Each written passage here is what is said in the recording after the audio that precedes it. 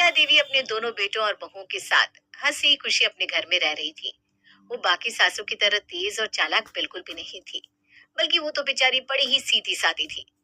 पर लीला देवी के सीधेपन का उसकी दोनों बहुएं खूब फायदा उठाती थी। वैसे तो दोनों बहुओं को घर के काम बराबर बांटे हुए थे, पर फिर भी अक्सर वो कामकाज को लेकर लड़ती रहती। सरिता, तुमने रात को फिर से बर्तन धोकर ऐसे ही बाहर छोड़ दिए? अरे ड्रॉअर में क्यों नहीं रखती थी? सुबह उठी तो मैंने देखा सारे के सारे बर्तन ऐसे ही रखे हुए हैं। रात को मेहमानों के चक्कर में कितना खाना बना है। आपने तो बस सब्जी बनाई, पर सोचो मैंने कितनी पूड़ियां बनाई, और फिर रात के बर्तन भी मुझे ही धोने होते।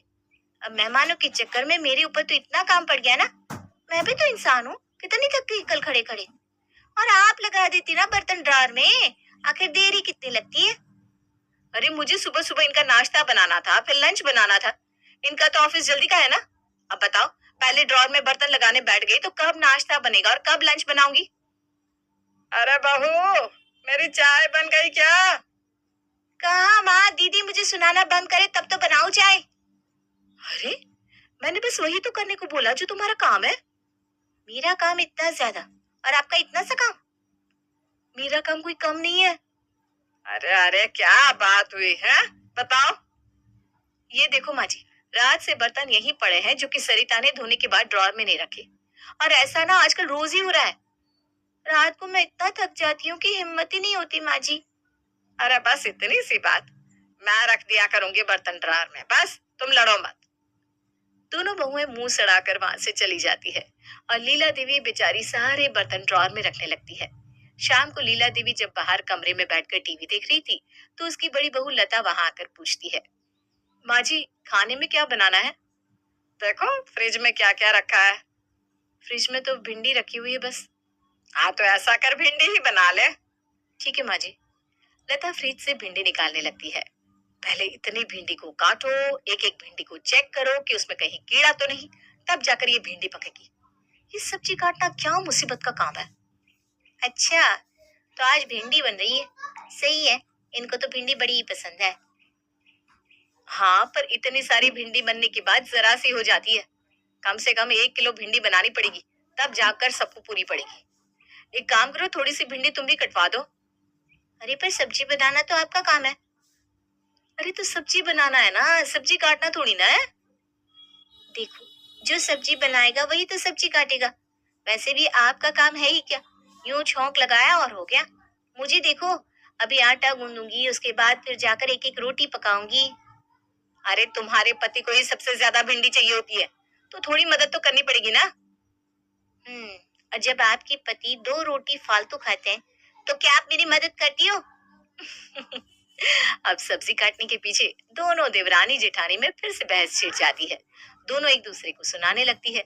उनकी आवाज सुनकर लीला देवी टीवी छोड़ के जल्दी से रसोई में भागती है। अरे अरे बहुओं, क्या हो गया, क्यों लड़ रही हो दोनों? देखिए ना माँ जी, सुबह बर्तनों के पीछे मुझे इतना सुना रही थी, अब बोल रही है भिंडी कटवाओ। अरे जब सब्जी बनाना इनका काम है तो काटना भी तो इनका हुआ ना। वैसे भी सब्जी बनाना सबसे आसान काम है। क्या आसान काम है? पता है, आधा घंटा तो सब्जी काटने में लग जाता है। अरे अरे बस करो दोनों, सब्जी काटनी है ना, ला मुझे दे भिंडी, मैं काट देती हूँ। और आगे से ना सब्जी मुझे ही दे दिया करना, मैं काट कर रख दूंगी। लीला देवी सारी भिंडी खुद काटने बैठ जाती है।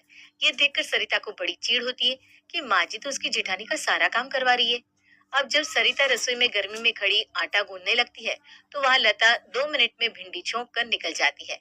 ये देखकर सरिता और आग बबूला हो जाती है। मैं ही पागल हूँ क्या? ये तो आई 2 मिनट में सब्जी में छौंक लगा कर चली गई। मैं तो एक एक रोटी बनाऊं, फिर उसे सेकूं, फिर घी लगाऊं। मुझे इतना मुश्किल काम दे दिया है, और इनको इतना आसान। ये तो सरासर गलत है। अरे सरिता, रोटियां बन गई हो तो डाइनिंग टेबल पर लगा दो, मैं सब्जी ले जा रही हूँ। रोटियां बनाना आपकी सब्जी बनाने जैसा नहीं है। बस यूं ली और डाल दी कढ़ाई में और बन गई। एक एक रोटी बेलकर सेकनी पड़ती है, टाइम लगता है। अरे तो रोटी जैसे बनती है वैसे ही तो बनाओगी ना। मैं तो इसलिए बोल रही हूँ क्योंकि सब बाहर खाना खाने के लिए बैठ गए, पर यहाँ तो रोटियों का आता पता ही नहीं है। ठीक काम करो, ये लो चकला और बेलो रोटी, मैं फटाफट सेक देती हूँ। अरे भाई, मेरा काम मैं कर चुकी हूँ। तुम इतनी देर से रसोई में आती हो तो इसमें मेरी कोई गलती नहीं है। मैं तो सब्जी लेकर बाहर जा रही हूँ, तुम रोटी ले आना जल्दी से। सब लोग डाइनिंग टेबल पर बैठे खाने का इंतजार कर रहे थे। लता सब्जी टेबल पर रखकर सबके साथ बैठ जाती है। अरे क्या आज खाने में बस सब्जी ही मिलेगी? रोटियां कहाँ हैं? रोटियां तो भी बनी ही नहीं है। अभी तक रोटी नहीं बनी? मैं देखती हूँ अभी जाकर। सास उठकर रसोई में जाती है तो देखती है सरिता ने अभी रोटी बनाना शुरू ही किया है। अरे बहू, अभी तक रोटी नहीं बनी? इतनी देर कैसे हो गई? अरे माँ जी, मेरा काम सब्जी बनाने जैसा आसान थोड़ी ना है कि छौंक कर यहाँ वहां चल दिए। एक जगह खड़े रहकर एक एक रोटी बनानी पड़ रही है। मैंने अभी दीदी को बोला भी था कि आप रोटी बेल दो और मैं सेक देती हूँ, पर वो कहाँ मेरी कोई मदद करेंगी। अरे कोई ना बहू, मैं तेरी मदद कर देती हूँ। ला, मैं रोटी बेल देती हूँ और तू सेक दे। अब लीला देवी सरिता से बेलन लेकर रोटियां खुद बेलने लगती है। सरिता बस खड़े खड़े रोटियां सेक देती है। उस रात को सबको बड़ी ही देर से खाना नसीब होता है। अब घर की स्थिति ऐसी हो चुकी थी कि अक्सर देवरानी जेठानी में काम के पीछे झगड़े होने लगे हैं। लीला देवी अक्सर उन झगड़ों को निपटाने के चक्कर में खुद ही काम करने लगती है। धीरे धीरे करके लीला देवी के सर पर कब इतना काम पड़ जाता है कि उसे एहसास भी नहीं होता। एक दिन जब लीला देवी छज्जे पर कपड़े सुखा रही थी कि अचानक उसकी बहन घर आ जाती है। लीला, अरे ओ लीला, अरे कोई घर पर है कि नहीं? अरे शांति आई है क्या? मैं बस अभी आई। पर तू है कहाँ? अरे छज्जे पर कपड़े सुखा रही थी। तू बैठ और बता, चाय बनाओ या ठंडा? तू पहले यहाँ बैठ और ये पता तेरी दोनों बहुएं कहाँ हैं जो तू कपड़े सुखा रही है? अरे कपड़े तो बहू ने ही मशीन में डाले थे, वो तो बस मैंने थोड़ी मदद कर दी। तू भी ना कभी नहीं समझेगी। शांति 2 दिन अपनी बहन के घर ही रुकती है। शाम को जब दोनों बहनें बैठकर चाय के साथ गप्पे मार रही थी तो लीला कहती है, चल मैं ना जरा बहू के साथ रोटी बिलवा दूं, फिर दोनों बहन बैठकर खूब बातें करेंगे। अभी दिन में तुम कपड़े सुखा रही थी, थोड़ी देर पहले सब्जी काट रही थी, उसके बाद तुमने सारे बर्तन ड्रार में लगाए और फिर किचन की सफाई भी की। अब तुम बोल रही हो कि तुम रोटी बेलने जा रही हो। ये सब आखिर हो क्या रहा है? अरे बहन क्या बताऊं, मेरी दोनों बहुएं अक्सर इन छोटे छोटे कामों के पीछे लड़ जाती है, तो बस घर में शांति बनी रहे इसीलिए मैं थोड़ी मदद कर देती हूँ। अरे तो दोनों को बराबर बराबर काम बांट देना, क्या दिक्कत है? कोई लड़ाई झगड़ा होगा ही नहीं। अरे सब बांट रखा है, फिर भी लड़ाई खत्म नहीं होती। अगर बड़ी बहू सब्जी बनाती है तो सब्जी काटने पर लड़ाई, छोटी बहू रोटी बनाती है तो रोटी बेलने पर लड़ाई, कोई कपड़े धोता है तो सुखाने की लड़ाई, बर्तन मांज कर उन्हें लगाने की भी लड़ाई। अब कैसे काम बांटूं, इसलिए मैं खुद कर लेती हूँ। ये तो बड़ी ही समस्या है, पर अब क्या कर सकते हैं। खैर चल तू बैठ, मैं अभी आई। लीला देवी रसोई में जाती है, पर शांति देवी का दिमाग शांत नहीं रहता। उसे अपनी बहन के साथ जो हो रहा था बिल्कुल अच्छा नहीं लगता और वो दोनों बहुओं को सबक सिखाने का ठान लेती है। बहुत बेवकूफ बना लिया इन दोनों ने मेरी बहन को, अब मैं इनको अच्छा सबक सिखाऊंगी। शांति रात को अकेले में अपनी बहन लीला के साथ बैठकर उसे समझाती है कि कैसे उसकी दोनों बहुएं उसे पागल बना रही है। इन दोनों की लड़ाई में तू पीस रही है बस। ये दोनों तुझे पागल बना रही है और तू बन भी रही है। थोड़ी अकल लगा अपनी। अरे पर मैं क्या कर सकती हूँ, हर वक्त दोनों छोटे छोटे कामों पर लड़ना शुरू कर देती है। अब कैसे भी लड़ाई खत्म हो यही सोचकर मैं ही बोल देती हूँ कि ये काम मैं कर दूंगी। हाँ तो बहुत कर लिया तूने काम। अरे जिंदगी भर तूने कम काम किया है क्या, जो अब दो तो बहुओं के होते हुए भी काम करेगी? ये सब घर के काम करना इनका ही काम है और इनको ही करने पड़ेंगे। अरे तो ये दोनों फिर से लड़ना शुरू कर देंगे, देख। हाँ, जैसे चल रहा है ना वैसे ही ठीक है। अरे बहन तू मेरी बात तो सुन, मेरे पास एक बहुत ही बढ़िया आइडिया है जिससे ना ये खुद तुझे आकर बोलेंगी कि माँ जी आप रहने दो, ये काम हम खुद कर लेंगे। अरे ऐसा तो सपने में भी मुमकिन नहीं है। अरे बस तू वैसे वैसे करती जा जैसा मैं तुझे बता रही हूँ। शांति अपनी बहन लीला के कान में कुछ बोलती है। क्या ये आइडिया काम करेगा? अरे बिल्कुल करेगा, तू बस कल से ऐसे ही करना। अब शांति को तो अगले दिन का बेसब्री से इंतजार था, पर लीला थोड़ी घबराई हुई थी कि वो ये सब आखिर कैसे करेगी। उसे तो उस रात ठीक से नींद भी नहीं आती। फिर अगले दिन लता सब्जी बनाने के लिए फ्रिज से बैंगन निकालकर अपनी सास के पास जाती है। माँ जी, फ्रिज में बस बैंगन ही पड़े हैं, तो आज दिन के खाने में आलू बैंगन बना देती हूँ। हाँ हाँ ठीक है बहू, आलू बैंगन ही बना दो। ये लीजिए माँ जी, आप ये काट दो। हाँ बहू, यही रख दे, मैं काट दूंगी। ये लो चाकू और काटो। अब लीला देवी आलू काटना शुरू करती है और वो इतने मोटे मोटे आलू काट देती है कि उसे आलू को काटने में 2 मिनट भी नहीं लगते। देख शांति, ये ठीक है ना? ऐसे ही काटने थे ना? बहुत बढ़िया बहन। अब ये ले बैंगन और इसको इतना बारीक काट दे कि बस कढ़ाई में डालते ही खुल जाए। ये मैं ठीक तो कर रही हूँ ना? अरे ज्यादा सोच मत, ले काट दे फटाफट इस बैंगन को। लीला देवी बिल्कुल वैसे ही बारीक बारीक बैंगन काट देती है। अब वो कटी हुई सब्जी ले जाकर रसोई में रख देती है और फिर जब लता वहां सब्जी बनाने आती है तो आलू बैंगन देखकर बड़ी हैरान हो जाती है। ये माँ जी ने कैसे सब्जी काटी है? इससे अच्छा तो मैं ही काट लेती। खैर मुझे क्या, मेरा आधा काम तो खत्म हो गया ना। लता आलू बैंगन की सब्जी बनाकर रख देती है। अब आती है सरिता की रोटी बनाने की बारी। सरिता आटा गूंदकर अपनी सास को बुलाकर लाती है, पर लीला देवी को अब अच्छे से पता था कि उसे क्या करना है। लीजिए माँ जी चकला बेलन, और रोटी बेल दीजिए, मैं रोटी सेक देती हूँ।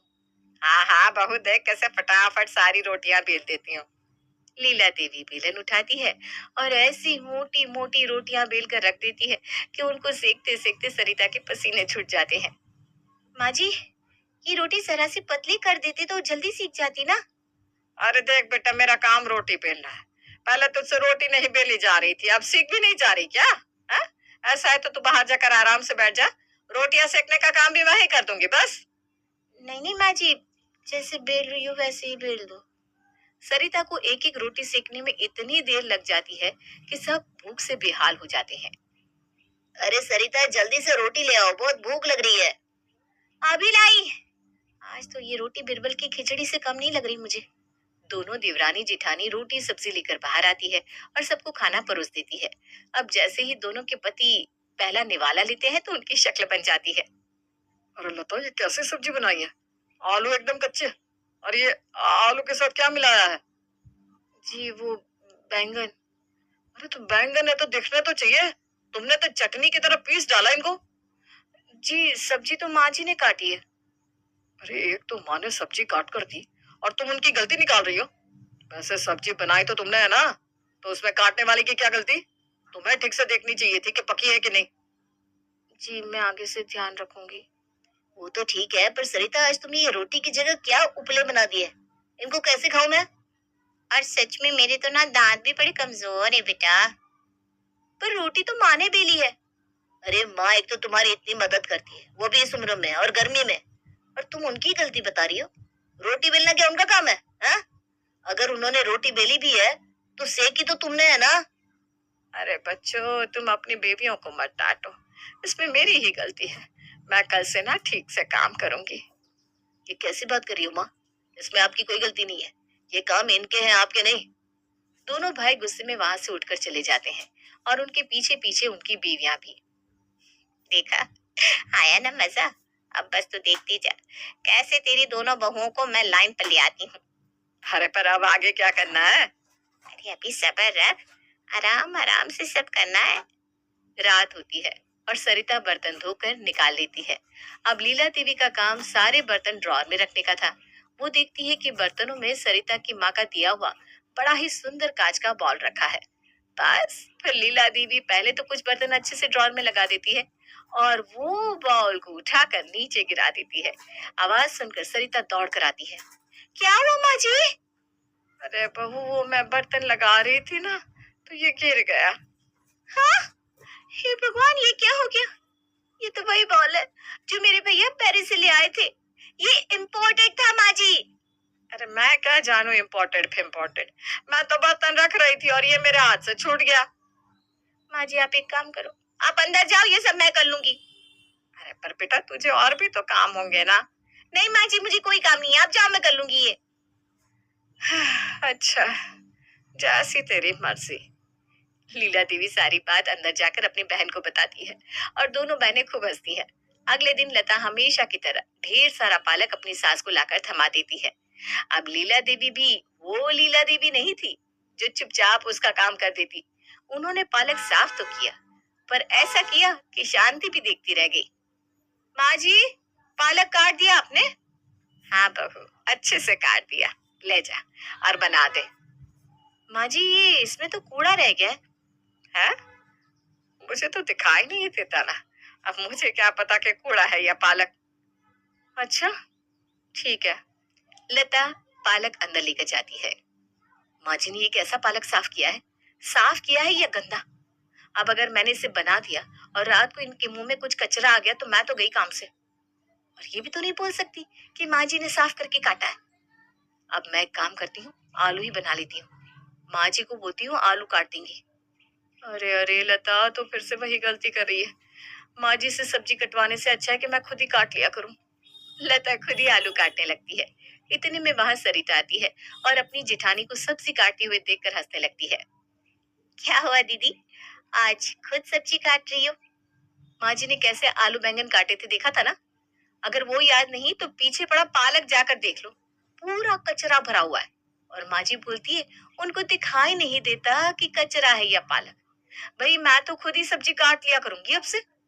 आप सही बोल रही हो। कल की रोटियां सेकते सेकते मेरी तो हालत खराब हो गई। और फिर भी ना वो कच्ची रह गई। रात को तो इनके पेट में भी दर्द हो गया था। मैं भी ना अपनी रोटियां खुद ही बेल लूंगी। हाँ सरिता, माँ जी से काम करवाने के चक्कर में हम अपना काम और ज्यादा बढ़ा रहे हैं। इससे तो अच्छा है कि हम आज ही अपने अपने काम अच्छे से बांट लेते हैं ताकि आगे से कोई लड़ाई ना रहे। लीला देवी और शांति रसोई के बाहर कान लगाकर दोनों देवरानी जिठानी की बातें सुनकर हंस रही थी। अरे बहू,